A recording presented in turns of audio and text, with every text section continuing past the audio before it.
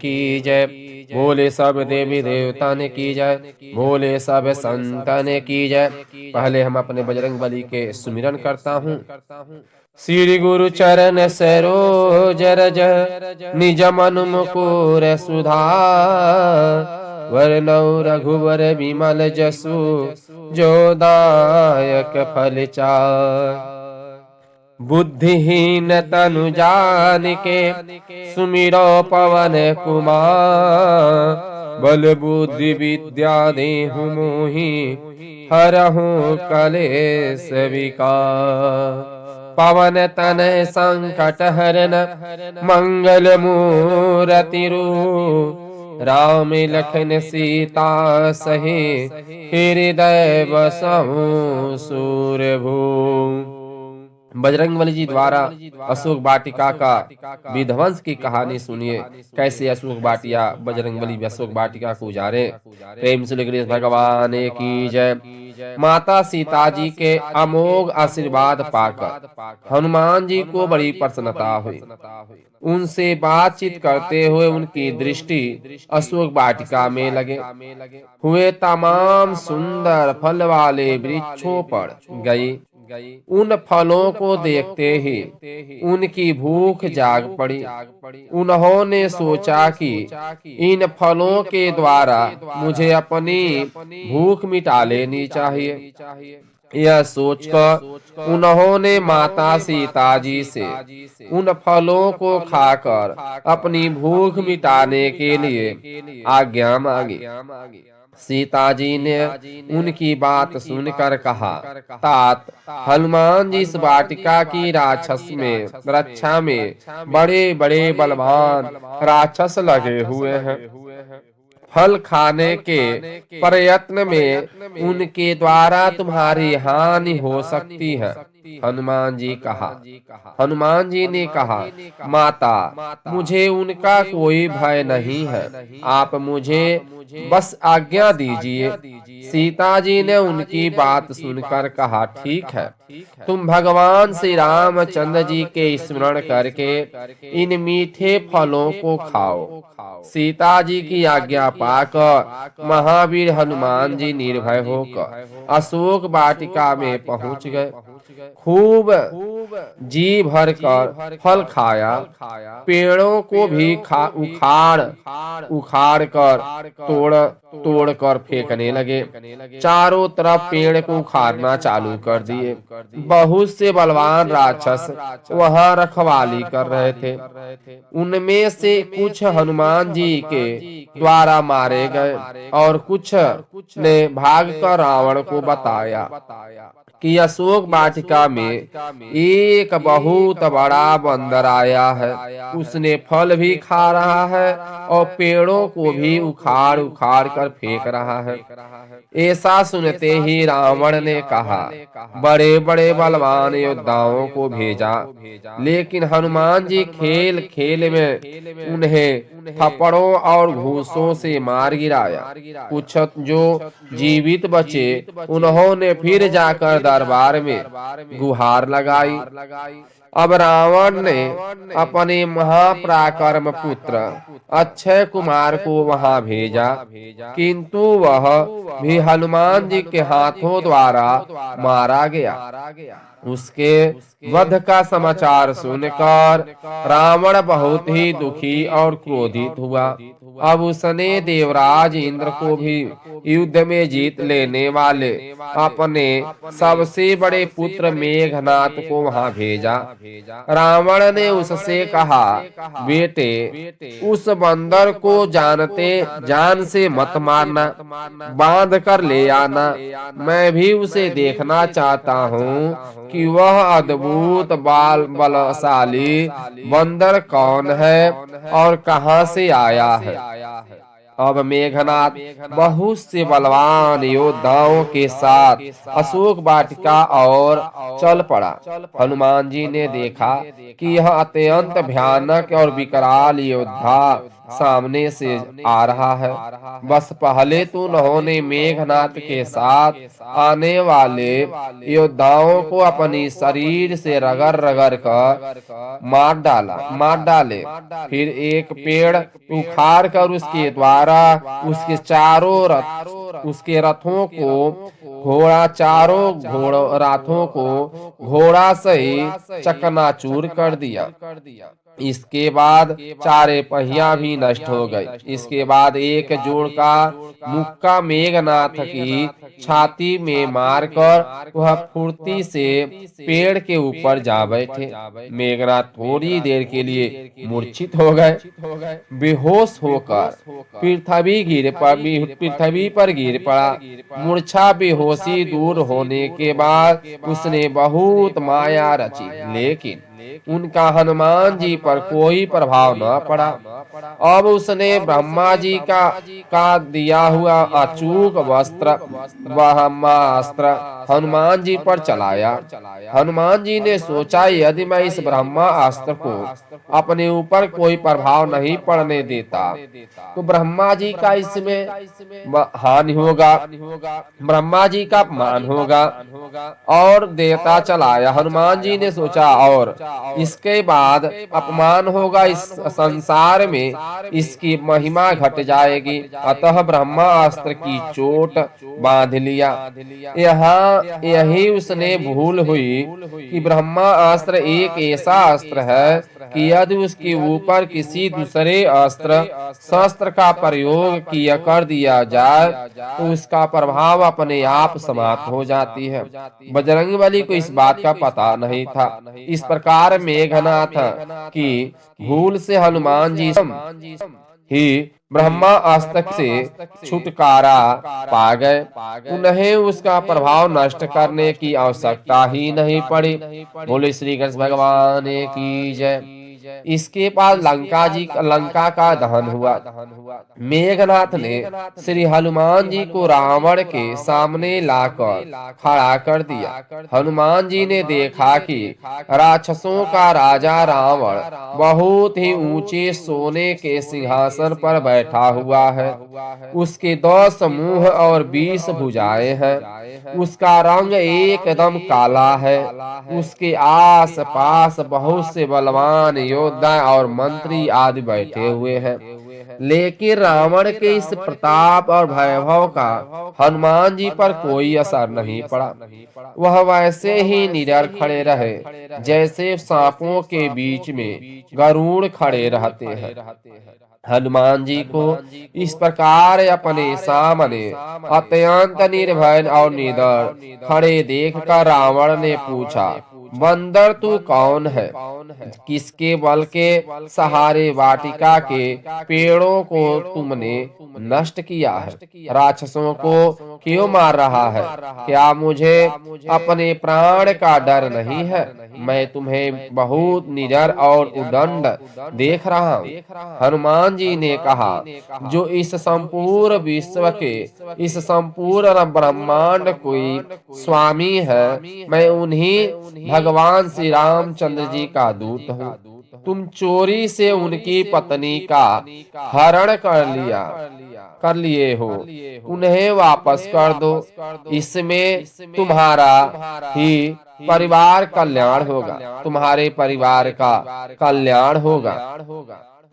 और यदि तुम यह जानना चाहते हो कि मैंने अशोक वाटिका के फल खाए पेड़ आदि क्यों तोड़े, तो राक्षसों को क्यों मारा, तो मेरा बात सुनो। मुझे बहुत जोर की भूख लगी थी, अतः वाटिका के फल खा लिए। बंदर स्वभाव के कारण कुछ पेड़ टूट गए। अपनी देह सबको बहुत प्यारी होती है, तो जिन लोगों ने मुझे मारा उन्हें मैंने भी मारा, उसमें मेरा क्या दोष है? लेकिन इसके बाद भी तुम्हारे पुत्र ने मुझे बांध रखा है। रावण को बहुत ही क्रोध चढ़ आया। उसने राक्षसों को हनुमान जी को मार डालने का आदेश दिया। राक्षस उन्हें मारने दौड़े, लेकिन तब तक विभीषण ने कहा, वहां पहुंचकर रावण को समझाया कि यह तुम दूत हो, दूत है, इसका काम अपने स्वामी का संदेह पहुंचाना है। इसको वध करना उचित नहीं होगा। इसे कोई अन्य दंड देना ही ठीक होगा।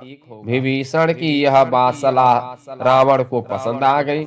उसने कहा, ठीक है, बंदर को अपनी पूंछ से बड़ा प्यारा होता है। इसकी पूंछ में कपड़े लपेट कर तेल डाल कर आग लगा दो। जब यह बिना पूंछ का होकर अपने स्वामी के पास जाएगा, तब फिर उसे भी साथ लेकर लौटेगा।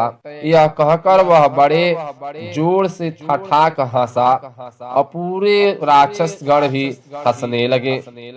रावण का आदेश पाकर राक्षस हनुमान जी की पूंछ में तेल में भिगो भिगो कर कपड़े लपेटने लगे।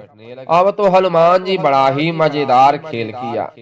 वह धीरे धीरे अपनी पूंछ बढ़ाने लगे।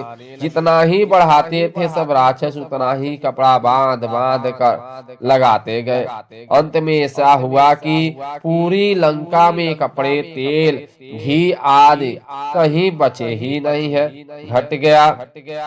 अब राक्षसों ने तुरंत उनकी पूंछ में आग लगा दिया। पूंछ में आग लगने ते ही हनुमान जी फुर्ती से उछल कर एक ऊंची अटारी पर जा पहुंचे। वहां उससे चारों ओर कूद कूद कर वह लंका को जलाना शुरू कर दिए।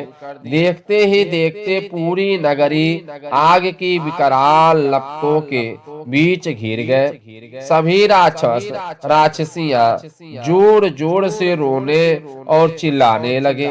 वे सब के सब रावण की निंदा कर रहे थे। रावण को आग बुझाने का कोई उपाय न सुझाई दे रहा था। हनुमान जी की सहायता करने के लिए पवन देवता भी जोर जोर से और ललकार कर बहाने चालू कर दिया।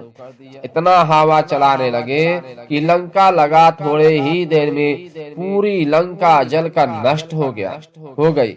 हनुमान जी केवल विभीषण का घर छोड़ दिया, उसे नहीं जलाया।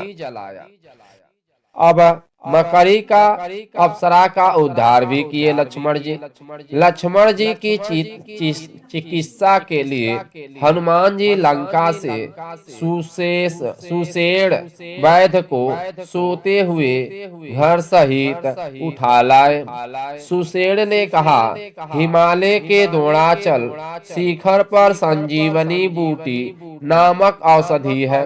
उसे सुबह होने के पहले ही लेना आना चाहिए, तभी उनके प्राण बच सकते हैं। वैद्य सुषेण की बातें सुनकर सबने आशा भरी आंखों से हनुमान जी को ओर देखा। वह तुरंत ही द्रोणाचल जाने के लिए तैयार हो गए। रावण ने सोचा कि किसी प्रकार हनुमान की यात्रा में विघ्न डाला जाए, जिससे वह औषधि लेकर समय से न लौट सके। वह काला नेमी राक्षस के पास गया तथा उससे कहा, तुम ऐसी माया रचो कि लक्ष्मण के प्राण बचाने के लिए औषधि लेकर हनुमान जी समय से लौट न सके। रावण की बातें सुनकर कालनेमी ने कहा, रावण राम के दूत हनुमान को माया से मोहित कर पाने में कोई भी समर्थ नहीं है। मैं ऐसा प्रयत्न करूंगा कि तो मुझे निश्चित रूप से मृत्यु के मुंह में जाना होगा। कालेमी की बातें सुनकर रावण बहुत ही क्रोधित हो उठा। उसने कहा, कालनेमी, यदि तुम मेरी बात नहीं मानोगे तो मैं तुम्हें मेरे ही हाथ से मरना होगा। कालेमी ने सोचा कि जब मरना ही है तो मैं हनुमान के हाथों ही क्यों ना मारा जाऊं। यह सोचकर अगर रावण के हाथ मरता हूँ तो मुझे नरक ही मिलेगा। अगर मैं हनुमान के हाथ मरता हूँ तो मुझे स्वर्ग मिलेगा। यह सोचकर उसने उनके मार्ग में ही तो मैं हनुमान जी के हाथ और एक ही और हनुमान के हाथों ही क्यों ना मारा जाऊं, यह सोचकर उसने उनके मार्ग में एक बहुत ही सुंदर आश्रम का निर्माण किया। स्वयं मुनि का वेश बनाकर उस आश्रम में बैठ गया। हनुमान जी जब उस आश्रम के पास पहुंचे तब उन्हें बड़े जोर की प्यास लगी। मुनि का सुंदर आश्रम देखकर उन्होंने सोचा कि यहाँ जल पी लूं। वह शीघ्र ही कपटी मुनि कालनेमी के आश्रम में जा पहुंचे। उसको प्रणाम करके उन्होंने कहा, मुनिवर, मुझे बड़े जोर की प्यास लगी है, यहाँ जल कहाँ मिल सकेगा। कपटी कालनेमी ने कहा, रामदूत हनुमान, मैं तुम्हें जानता हूँ। तुम श्री रामचंद्र जी के प्यारे भ्राता श्री लक्ष्मण जी के लिए औषधि लाने द्रोणाचल जा रहे हो। मेरे इस कमंडल में बढ़िया शीतल जल भरा हुआ है। तुम ऐसे इसे पीकर अपनी प्यास बुझा लो। हनुमान जी ने कहा, थोड़े जल से मेरी प्यास नहीं बुझेगी, आप मुझे कोई जलाशय बता दीजिए। कालनेमी ने उन्हें एक सुंदर जलाशय दिखाते हुए कहा, तुम वहां जाकर अपनी प्यास बुझा लो और स्नान भी कर लो। इसके बाद मैं तुम्हें दीक्षा दूंगा। उसकी बातें सुनकर हनुमान जी शीघ्र ही उस जलाशय के पास पहुंचे गए। स्नान करने के लिए ज्यों ही वह उस जलाशय के भीतर गए, त्यों ही एक मकड़ी ने उनका पैर पकड़ लिया। मगरमच्छ ने पकड़ लिया। हनुमान जी ने तुरंत ही उसका मुंह फाड़कर उसे मार डाला। हनुमान जी द्वारा मारे जाते ही वह मकड़ी दिव्य अप्सरा का वेश धारण करके विमान में बैठकर वह बोलने लगी, हे हनुमान जी, आपको हमें अपने मौत के मुंह में भेजा था। वह कालनेमी एक राक्षस है। आकाश में पहुंच गई और उसने बताई तब वह आकाश में जा पहुंची। उसने हनुमान जी से कहा, पवन पुत्र हनुमान, एक मुनि के शाप के कारण मुझे मकड़ी बनना पड़ा था। रामदूत तुम्हारे दर्शन से आज मैं पवित्र हो गई। मुनि का शाप मिट गया। आश्रम में बैठा हुआ यह मुनि कपटी घोर निशाचर है। उस अप्सरा की बात सुनकर महाबली हनुमान जी तुरंत ही उस कपटी मुनि कालनेमी के पास जा पहुंचे तथा कहा, मुनिवर, आप पहले मुझसे गुरु दक्षिणा ले लीजिए, यह मंत्र आप मुझे बाद में दीजिएगा। यह कहकर उसको अपनी पूंछ में लपेट लिया और पटक पटक कर राम राम पटक पटक कर मार डाला। मारते समय कालनेमी ने अपना असली राक्षस का रूप प्रकट कर लिया। मुख से राम राम कहा। इस प्रकार राम नाम लेने से उसका उद्धार हो गया अथवा स्वर्ग की प्राप्ति हो गई। प्रेम सुनो श्री कृष्ण भगवान की जय, लक्ष्मीपति नारायण की जय, परम पिता परमेश्वर की जय। अब कल कहेंगे जो भी कल सुनो। जय बृहस्पति भगवान की जय।